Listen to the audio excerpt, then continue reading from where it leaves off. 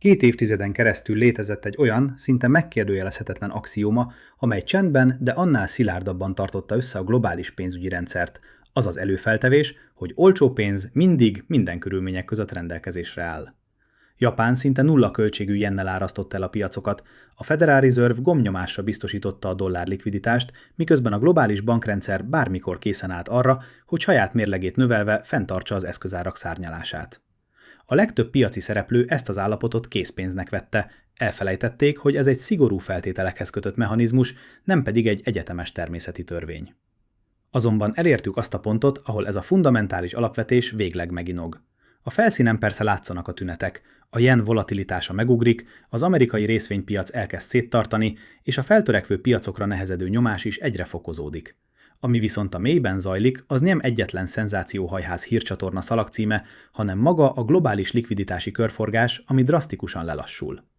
Ma egyetlen, mindent eldöntő kérdésre keressük a választ. Ha a világ legolcsóbb pénze végleg megdrágul, hová áramlik majd a megmaradt tőke? Ahhoz, hogy megértsük a jelenlegi törésvonalakat, először azt a mechanizmust kell górcső alá vennünk, amely idáig tökéletesen működött. 2 évtizeden át a globális tőkeáramlást egy zseniálisan megtervezett szimbiotikus háromszög táplálta.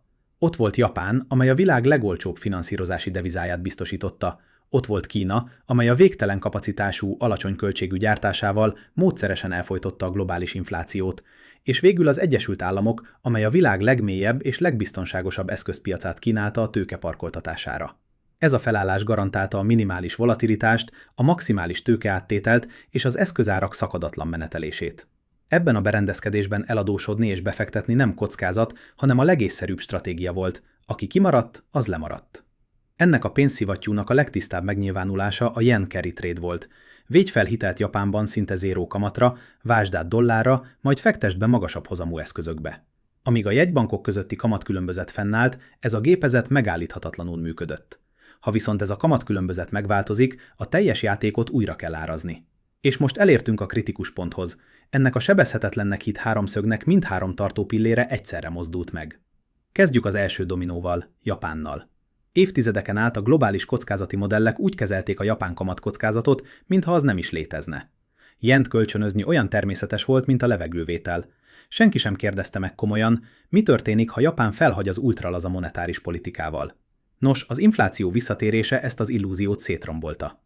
Amikor a Bank of Japan kénytelen volt kamatot emelni, a változás, még ha abszolút értékben kicsinek is tűnik, tektonikus mozgásokat indított el.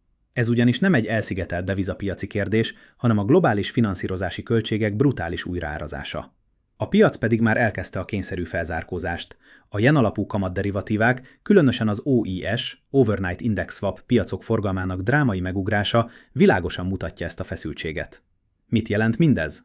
Azt, hogy a piac már nem elméletekről vitatkozik, hanem éppen rohamtempóban árazza be azt a rendszerszintű kockázatot, amelyet egy teljes generáción át elhanyagolt. Más szóval, a globális intézményi nagytőke kénytelen rendkívül rövid idő alatt levezényelni ezt az újraárazást. Ami most történik, az nem alaptalan pánikreakció, hanem a halasztott, rendszerszintű elszámolás elkerülhetetlen pillanata. A második strukturális elmozdulás Kínában gyökerezik. Itt azonban el kell oszlatnunk egy elterjedt félreértést. A probléma nem az, hogy Kína elveszítette volna a gyártási kapacitását. Pont ellenkezőleg. Miközben a belföldi fogyasztás, a mérlegfőösszeg kiigazítás és az ingatlanpiaci adósságok miatt nyomott marad, az ipari kapacitás feleslege továbbra is kiutat keres. A valódi törést az jelenti, hogy azok a globális csatornák szűkültek be radikálisan, amelyek ezt az olcsó áradatot korábban szabadon felszívták. A nyugati világ által felhúzott magas vámfalak és protekcionista iparpolitikai gátak miatt az eddig szabadon áramló alacsony költségű áruk most komoly súrlódásokkal és korlátozásokkal szembesülnek. A globális inflációs környezet megváltozása tehát nem a kínálat hirtelen eltűnéséből fakad, hanem abból, hogy a politikai és kereskedelmi akadályok tudatosan szűkítik le a medret, miközben a forrásvidéken a víz továbbra is bőséggel áramlik. Ezért vált a globális árkörnyezet kiszámíthatatlanná. A fejlett piaci jegybankok többé nem bízhatnak abban, hogy a keleti import olcsósága automatikusan és örökké elmossa a hazai inflációs nyomást. Ez nem egy üres politikai jelszó, hanem a globális finanszírozási feltételek alapvető strukturális megváltozása. A harmadik és egyben legkritikusabb változás magában az Egyesült Államokban történik. Történelmileg Amerika töltötte be a globális pénzügyi rendszer legfőbb likviditási forrásának szerepét, A Fed monetáris expanziója és az amerikai állampapírok, mint első számú globális fedezet működtették a világot. Ez a pozíció megmaradt, ám az USA gazdasága felvett egy új funkciót. Ezzel párhuzamosan a földgolyó legagresszívabb tőkefelszívó motorjává alakult át. A rendszerben két hatalmas tőkeszívó fekete lyuk tátong. Az első az amerikai kincstár. A gigantikus államadósság folyamatos megújítása során kibocsátott kötvényeket fizetett készpénz lecsapódik a TGA számlán, ami átmenetileg kiszivattyúzza a likviditást a kereskedelmi bankrendszerből. De lássuk a teljes képet. A kincstár nem csak készpénzt szível, hanem elárasztja a piacot állampapírokkal is. A Wall Street szemében az államkötvény nem egyszerű adósság, hanem a repópiac legfőbb fedezete, kollaterál. A piaci feszültséget tehát nem a készpénz puszta hiánya okozza, hanem a készpénz és a fedezeti állomány eloszlási zavara. Ha ez felborul, a sofrárráta azonnal volatilis ugrásokba kezd. A második fekete lyuk pedig maga az amerikai reálgazdaság. A chipgyártás, az adatközpontok, az energetikai infrastruktúra és a hazai ipartelepítés elképesztő valós tőkeigénnyel bír. Amerika helyzete így egészen egyedi. Miközben a Fed szűkíti a likviditást, a kincstár adósságot görget, a reálgazdaság pedig felszívja a maradéktőkét. Amerika, amely eddig a globális rendszer csapjaként működött, most egy gigantikus szivattyúvá változott. Ez nem egy közelgő katasztrófa jele, ez egyszerűen azt jelenti, hogy a világ legnagyobb likviditási forrása egyben a világ legnagyobb tőkepiaci versenytársává vált. Ez pedig mindent megváltoztat. Létezik egy hatalmas, szinte láthatatlan rendszer, amelyet offshore dollárpiacnak nevezünk. A dollárfinanszírozás jelentős része ugyanis nem az USA-ban, hanem Londonban, Tokióban vagy éppen Szingapurban jön létre. Banki mérlegeken és devizaszwapokon, vagyis FX swapokon keresztül. Nem kell misztifikálni ezt a rendszert. Az egész a bizalomra, a folyamatos megújuló hitelekre, rollover épül, ahol a japán bankok jelentik a legfontosabb marginális, azaz határvonalon lévő likviditás szolgáltatókat. A modern nemzetközi arbitrázs régen nem a tankönyvi elméletekről szól. A nagypályás játékosok FX swapokon keresztül finanszírozzák pozícióikat, ahol nem a nominális árfolyam számít, hanem a fedezett finanszírozási költség. A devizakockázat kiszűrésének ára, vagyis a cross-currency basis.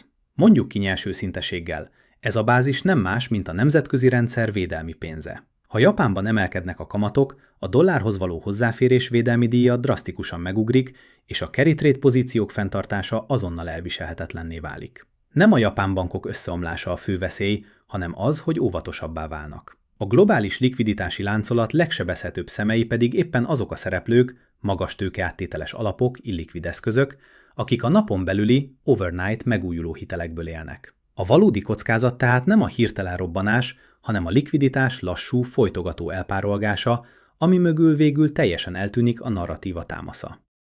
A rövidtávú finanszírozási piacok csőrendszerében ez a hatás teljesen mechanikusan csapódik le.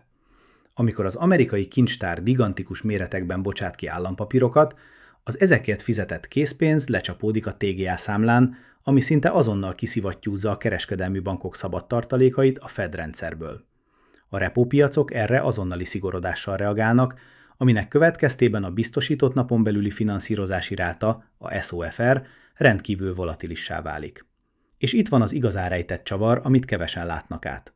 A feszültséget nem a készpénz puszta hiánya okozza, hanem a készpénz és a fedezeti állomány rendszer szintű eloszlási zavara. Amikor az elsődleges állampapírforgalmazóknak, primary dealers, kötelezően fel kell szívniuk ezt a hatalmas kötvényáradatot, a saját mérlegkapacitásuk végletesen beszűkül, ami drasztikusan rontja a piac többi szereplőjének hitelezési képességét. Ez a monetáris csőrendszerben fellépő mikrosurlódás, a tiszta bizonyítéka annak, hogy az olcsó likviditás kora lejárt. Az offshore dollárrendszer az a pont, ahol a nyomás először válik láthatóvá. Az eurodollár piacok, a Londonban, Tokióban, Szingapurban és offshore pénzügyi központokban zajló dollárfinanszírozás gördülő rövid lejáratú elkötelezettségektől függenek. A japán bankok nem marginális szereplők itt. A nem amerikai dollárlikviditás offshore rendszerben legjelentősebb szolgáltatói közé tartoznak. Amikor hazai kamatkörnyezetük megváltozik, az offshore dollárnyújtás iránti étvágyuk változik meg először. Csendesen, csökkent ajánlati agresszivitással, bármely formális politikaváltás előtt. Ezért az a kérdés, amit ma minden racionálisan gondolkodó befektetőnek fel kell tennie magának, messze nem az, hogy mikor robban ki a következő, szalagcímekkel tarkított válság. Az igazán húsba vágó kérdés így hangzik. Egy olyan új világrendben, ahol az olcsó pénzkora végleg leáldozott, a tetőkét pontosan melyik szinten helyezkedik el a globális hierarchiában? Mert a likviditás világa most kíméletlenül 3 éles szintre szakadt szét. Ott van a legfelső szint, a szuverén immunitás, ahol az amerikai kincstárjegyek és a legfelsőbb likviditási elitek trónolnak. Ott van a középső szint, a strukturális növekedés, ahová csak a legstabilabb, valós reálgazdasági és energetikai bástyák nyernek bebocsátást. És végül ott van a legalsó szint, a puszta spekuláció, az olcsó hitelekből felpumpált, illikvid zombi vállalatok és túlértékelt eszközök temetője. Ez nem pánik és nem is egy hirtelen összeomlás. Ez egy régóta esedékes, strukturális megtisztulás. Az árapály nem eltűnik, hanem irányt vált. És az árapállyal az a helyzet, hogy a mozgása kezdetben szinte láthatatlanul lassú. Egészen addig a katasztrofális pillanatig, amíg hirtelen mindent el nem borít. Gondoljunk vissza 1997-re, a gazdaságtörténet egyik legbrutálisabb leckéjére. Sokan hajlamosak a mai eseményeket a 97-es válsághoz hasonlítani, de itt óvatosnak kell lennünk. 1997-et nem közvetlenül a japán kamatemelés robbantotta ki. Ez egy lényegesen mélyebb, strukturális eltolódás volt. Nem Soros György spekulatív támadása okozta a krízist, és nem is egyetlen ország vált egyik napról a másikra gonoszszá. A tanulság sokkal húsbavágóbb. A válság akkor keletkezik, amikor a marginális likviditás elapadása találkozik a felhalmozott mérlegfőösszegeltérésekkel. Amikor a japán megabankok, az offshore dollárrendszer legfőbb finanszírozói kénytelenek voltak visszavonulni, a dél-kelet-ázsiai országok sérülékenysége, a rövid lejáratú adósságok és a devizamismatch azonnal a felszínre tört. Ez a mai helyzetre is igaz. A válságok sosem a legerősebb pontokon, hanem a leginkább olcsó pénzfüggő láncszemeknél kezdődnek. A ma leginkább kitett entitások felismerhető profillal rendelkeznek. Dollárban denominált kötelezettségek hazai devizájú bevételekből finanszírozva. Rövid lejáratú finanszírozás illikvid eszközöket támogat. Értékelések olyan kamatfeltételezésekre épülve, amelyek már nem tartják magukat. Ez a profil megjelenik bizonyos feltörekvő piaci vállalati szektorokban, erősen tőkeáttételes hitelstruktúrákban és minden olyan eszközosztályban, ahol a befektetési tézis elsősorban a pénz strukturálisan alacsony maradó költségétől függött. Foglaljuk össze az új gazdasági világrend legfőbb strukturális ismérveit. A japán yen többé nem jelent kockázatmentes, ingyen felszolgált ebédet.